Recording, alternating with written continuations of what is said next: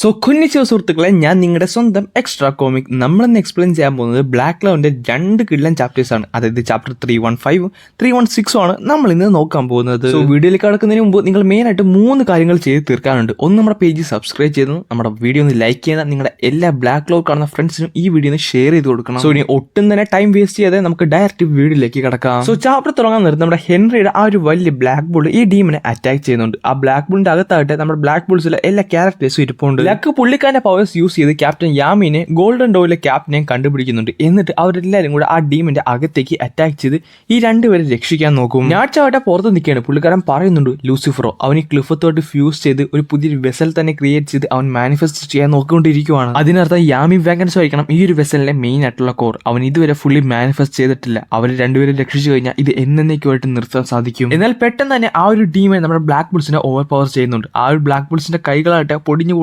ഇല്ലാണ്ടും ആകുന്നുണ്ട്. അവൻ ഇതുവരെ ഫുള്ളി മാനിഫെസ്റ്റ് പോലും ചെയ്തിട്ടില്ല. എന്നിട്ട് അവന്റെ പവേഴ്സ് നോക്കി, അവന്റെ മാജിക് നോക്കി, അവന്റെ പവേഴ്സ് ആകട്ടെ ഇങ്ങോട്ട് ഒഴുകിക്കൊണ്ടേ ഇരിക്കുവാണ്. എനിക്ക് തോന്നുന്നില്ല ഞങ്ങൾക്ക് അവന്റെ ഒപ്പം പിടിച്ചു നിൽക്കാൻ സാധിക്കുമെന്ന്. റോഗിന്റെ പവേഴ്സ് യൂസ് ചെയ്ത് ഈ ഒരു സെന്റർ ആയിട്ടുള്ള പോർഷൻ മാത്രം പ്രൊട്ടക്ട് ചെയ്യാൻ സാധിക്കുന്നുണ്ട്. കുറച്ചുകൂടെ കഴിഞ്ഞ് കഴിഞ്ഞാൽ എല്ലാവരുടെ മാജിക്കും തീരും. പിന്നെ എന്ത് ചെയ്യും? ഇത്രയും പെട്ടെന്ന് തന്നെ ഇതിന് എന്തെങ്കിലും ഒരു തീരുമാനം ഉണ്ടാക്കിയില്ലെങ്കിൽ എല്ലാവരുടെയും കാര്യം അധോഗതിയായിട്ട് മാറും. ഡെവിൾസിന്റെ രാജാവിനെ ഈ ലോകത്തേക്ക് നമ്മൾ ഒരിക്കലും തന്നെ കൊണ്ടുവരാൻ സമ്മതിച്ചൂടെന്ന് പറഞ്ഞുകൊണ്ട് നാച്ചും പുറത്ത് കിടന്ന് കാറുന്നുണ്ട്. അതേ സമയത്തായിട്ട് ബാക്കിയുള്ളവരൊക്കെ കിടന്ന് കഷ്ടപ്പെടുവാണ് ആ ഗ്രാവിറ്റിയുടെ പവർ കാരണം. അവർ നോക്കാൻ നേരത്ത് പെട്ടെന്ന് അവരുടെ ഫ്രണ്ടിലേക്ക് ആ ഒരു ഡീമിന്റെ ഒരു പോർഷൻ കയറി വരുന്നുണ്ട് ഇവരെ കൊല്ലാൻ വേണ്ടി. എന്നാൽ പുറത്തുണ്ടായിരുന്ന ഈ 2 ക്യാപ്റ്റൻസ് അവരുടെ മാജിക് യൂസ് ചെയ്ത് ആ ഒരു ഡീമിന്റെ ആ ഒരു പോർഷൻ നശിപ്പിച്ച് കളയും. സോ ഇന്നത്തേക്കുള്ള ചോദ്യം ഇതാണ്: ഈ 2 ക്യാപ്റ്റൻസിന്റെ പേരെന്താണ്? താഴെ കറക്റ്റ് ആയിട്ട് കമന്റ് ചെയ്ത് പറയും. ഒന്ന് എഴുന്നേറ്റ് നിൽക്കാൻ പോലും പറ്റാത്ത ഈ ഒരു ഗ്രാവിറ്റിയിൽ ഇവരെങ്ങനെയാണ് ഇതൊക്കെ ചെയ്യുന്നത്? ഇത്ര വലിയ അറ്റാക്ക് ഒക്കെ എങ്ങനെയാണ് ചെയ്യുന്നത്?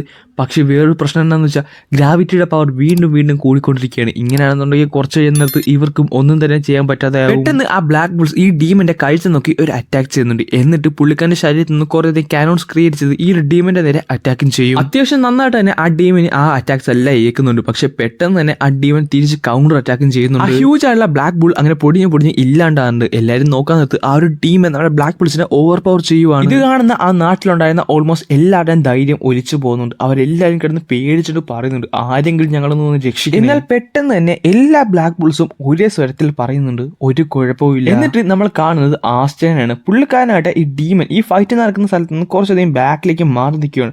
പുള്ളിക്കാരന്റെ ഗ്രിമോറിന്റെ അകത്ത് നിന്ന് ആ ഒരു ഡീമൻ സ്ലെയർ സോഡും എടുക്കുന്നുണ്ട്. എന്നിട്ട് നമ്മുടെ ആസ്റ്റനാണ് കാണിക്കുന്നത്. പുള്ളിക്കാരൻ ആ ഡീമൻ സോഡും പിടിച്ചുകൊണ്ട് നിൽക്കുവാണ്. എല്ലാവരുടെയും ഹോപ്പ് അവസാനം ആസ്റ്റയിലേക്ക് തന്നെ വന്നിരിക്കുവാണ്. ഇതേ സമയത്ത് ആ ഒരു ഡീമൻ ആ ബ്ലാക്ക് ബുള്ളിനെ ഏകദേശം പകുതിയിൽ കൂടുതലും നശിപ്പിച്ചു കഴിഞ്ഞു. എല്ലാവർക്കും ഒന്ന് അനങ്ങാൻ പോലും പറ്റുന്നില്ല. ലൂസിഫർ ആവട്ടെ ഏകദേശം പകുതി മാനിഫെസ്റ്റ് ചെയ്തിട്ടുണ്ട്. എന്നാൽ പെട്ടെന്ന് നമ്മുടെ ആസ്റ്റ കോൺസെൻട്രേറ്റ് ചെയ്യാൻ തുടങ്ങും. പുള്ളിക്കാരൻ ഒന്നും തന്നെ ചെയ്യാതെ അനങ്ങാതെ ആ ഒരു ടീമിന്റെ നേരെ നിൽക്കുന്നുണ്ട്. എന്നിട്ട് ഒരു ഫ്ലാഷ് ബാക്ക് ആണ് കാണിക്കുന്നത്. ആസ്റ്റ ബാക്കിയുള്ള ബ്ലാക്ക് ബുൾസിലെ എല്ലാവരോടും പറയുന്നുണ്ട് എനിക്ക് ലഭിക്കും ചിലപ്പോൾ നമ്മുടെ ക്യാപ്റ്റൻസിനെ അവരെ വേദനിപ്പിക്കാതെ പുറത്തിറക്കാൻ പറ്റുമെന്ന് തോന്നുന്നു, ഞാൻ ഒന്ന് ട്രൈ ചെയ്യട്ടെ. എല്ലാവരും ഇത് കേൾക്കാൻ നേരത്ത് അവർ ആസ്റ്റയുടെ കൂടെ നിൽക്കുകയാണ്. കാരണം അവർക്കറിയാം ആസ്റ്റയ്ക്ക് ഇത് ചെയ്യാൻ സാധിക്കുമെന്ന്. എന്നിട്ട് നമ്മുടെ ഫിൻഡലിന്റെ സഹായത്തോടെ കൂടി ആസ്റ്റ അവിടുന്ന് ടെലപ്പോർട്ട് ചെയ്യുവാണ്. എന്നിട്ട് കാണിക്കുന്നത് പുള്ളിക്കാരെ ഫുള്ളി കോൺസെൻട്രേറ്റ് ചെയ്ത് ഫുള്ളി ഒരു അറ്റാക്ക് ചെയ്യാൻ വേണ്ടി ഇങ്ങനെ റെഡി ആയിട്ട് നിൽക്കുവാണ്. ലേബി അതുപോലത്തെ ഒരു സാധനത്തിനെ നമുക്ക് മുറിക്കാൻ സാധിക്കുവാടാ?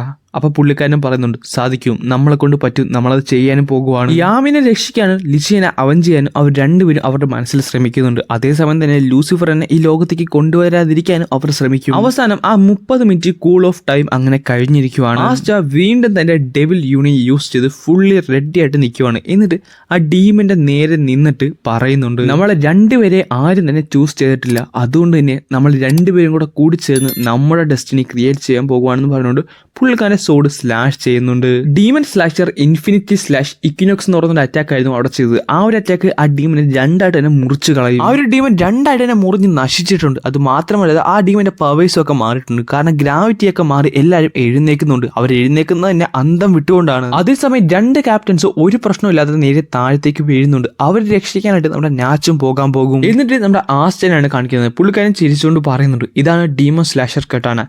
ഈ കട്ടാന പ്രൊട്ടക്ട് ചെയ്യാൻ ആഗ്രഹിക്കുന്നവരെ ഒരിക്കലും മുറിക്കാറില്ല. എന്നാൽ ഇത് കാണുന്ന യാമിയും നാച്ചും ഒരേ സ്വരത്തിൽ പറയുന്നുണ്ട് ആസ്റ്റ നീ അവസാനം അത് ചെയ്തല്ലേ എന്നും പറഞ്ഞുകൊണ്ടാണ് ഈ ചാപ്റ്റർ അങ്ങനെ അവസാനിക്കുന്നത്. സോ നാളത്തേക്കുള്ള ചോദ്യം ഇതാ പിടിച്ചോ. നമ്മുടെ ബ്ലാക്ക് ക്ലോറിലെ ഫസ്റ്റ് വിസാർഡ് കിങ്ങിന്റെ പേരെന്താണ്? കറക്റ്റ് ആയിട്ട് കമന്റ് ചെയ്യുന്ന 4 പേരെ ഞാൻ അടുത്ത വീഡിയോയിൽ മെൻഷൻ ചെയ്യുന്നതായിരിക്കും.